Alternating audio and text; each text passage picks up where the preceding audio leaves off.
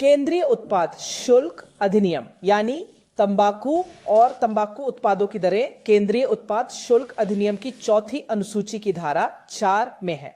तो जीएसटी का levy. Sir मैं कुछ और कहूँ, जब 2017 में जीएसटी लागू हुआ, केंद्र सरकार आबकारी हक त्याग दिए। केंद्रीय उत्पाद शुल्क के तहत सभी तंबाकू उत्पादों पर लगने वाले शुल्क जीएसटी परिषद को सौंप दिए गए ताकि परिषद मुआवजा उपकर लगा सके और वह मुआवजा उपकर जो उत्पाद शुल्क की जगह तंबाकू उत्पादों पर वसूला जाऊंगा। राज्यों को मुआवजा दिया जाएगा जीएसटी में आने के शुरुआती सालों में। अब नतीजतन केंद्रीय उत्पाद शुल्क का अधिकार रहा पर शुल्क न्यूनतम या शून्य था।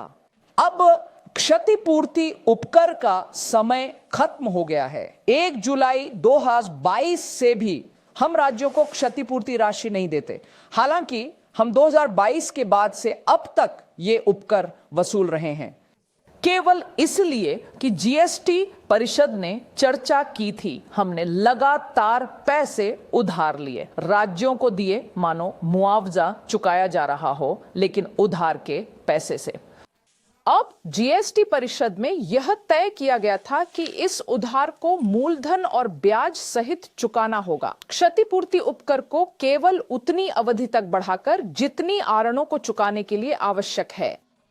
खुद जीएसटी कानून ने भी मुआवजा उपकर संग्रह को सिर्फ 5 साल तक सीमित किया था और इसीलिए यह 22 में खत्म हुआ। लेकिन कानूनी सलाह और जीएसटी परिषद की पूरी सहमति से, जिसके लिए मैं उनका आभारी हूं, जीएसटी क्षतिपूर्ति उपकर का विस्तार अब तक हुआ। शायद अगले कुछ हफ्तों में कर्ज पूरी तरह चुका दिए जाएंगे। केंद्र इसलिए यह सुनिश्चित करना चाहता है कि उत्पाद शुल्क हमें वापस मिल जाए ताकि हम उसे लगा सकें।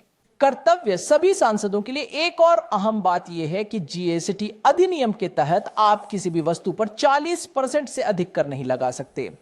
अब यदि आप किसी भी वस्तु पर, सिगरेट जैसे अवगुण उत्पाद पर भी 40% से अधिक कर नहीं लगा सकते, तो सिगरेट जैसे अवगुण उत्पाद पर जीएसटी का अंतिम बोझ कम हो गया है।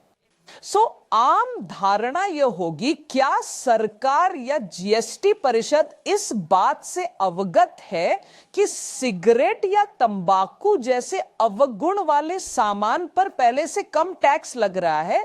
क्या यही इरादा है? तो इस हेतु, ताकि जीएसटी क्षतिपूर्ति उपकर के समय के स्तर से कम न हो, हम यह उत्पाद शुल्क ला रहे हैं। तो एक तरह से हम कह रहे हैं कि सिगरेट अब सस्ती ना हो क्योंकि इसका प्रचलन कम हुआ है। तो इसी कारण यह विधेयक सदन के सामने आया है और मैं माननीय सदस्यों के विचार जानना चाहूंगा, और यदि आपकी अनुमति से बहस के अंत में कुछ और कहने की अनुमति मिले तो महोदय मैं जवाब भी दे सकता हूं। तो बहुत बहुत धन्यवाद। Subscribe to One India and never miss an update. Download the One India app now.